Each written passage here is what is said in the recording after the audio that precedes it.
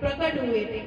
अब हमारे जो वृंदावन में 7 ठाकुर है ना, वो क्या है, कैसे प्रकट हुए बोले, ये सब जो है ना 6 ठाकुर, राधा रमन जी तो बड़े विचित्र हैं, लेकिन ये जो बांके बिहारी जी हैं, ये सब किसी ना किसी के सपने में आए थे महापुरुष के, कि हम यहाँ दबे पड़े हैं, हमें यहाँ आकर के निकालो।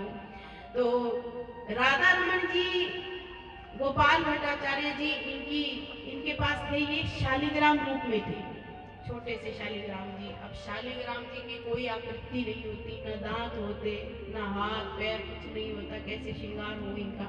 तो ये इनके रूप में गोपाल भट्ट जी के पास रहा करते थे। अब छोटे से थे। अब गोपाल भट्ट जी इनका सेवा भाव तो इनका किया करते थे, लेकिन ये जो बाकी जो ठाकुर जी थे वृंदावन में, इनके लिए क्या है, सब साज श्रृंगार के लिए बड़े बड़े राजा महाराजा जो है ना आभूषण वगैरह भेजा करते थे। अब गोपाल भट्टाचार्य जी ने सोचा कि देखो ये हमारे ठाकुर जी है ना, तो मेरा भी मन करता है कि मैं इनका श्रृंगार करूं, मैं इनको वस्त्र पहनाऊं, लेकिन पहनाऊं कैसे, बोले इनकी तो कोई आकृति नहीं है, कुछ पता नहीं चलता।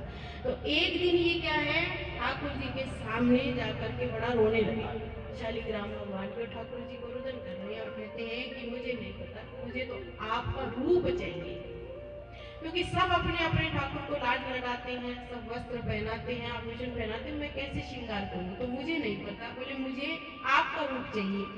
अब भगवान का एक नाम है भक्त वांछा कल्पतरु, यानी कि भक्त जो आशा कर दे तो भगवान उस आशा को पूरी करते हैं, लेकिन सच्चा भक्त होना चाहिए।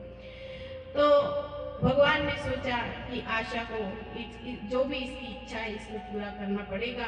तो वहां पर शालिग्राम भगवान को छोड़ करके गोपाल भट्ट जी गोस्वामी जो है वो स्नान करने के लिए गए, आसन पर बिठा दिए शालिग्राम जी, स्नान करने के लिए गए। और स्नान करके जब आई है तो देखा कि सिंहासन पर शालिग्राम जी की जगह 12 अंगल के श्री राधा रमन जी प्रकट हुए बैठे हैं। तो ये विश्वास में बड़ी शक्ति होती है।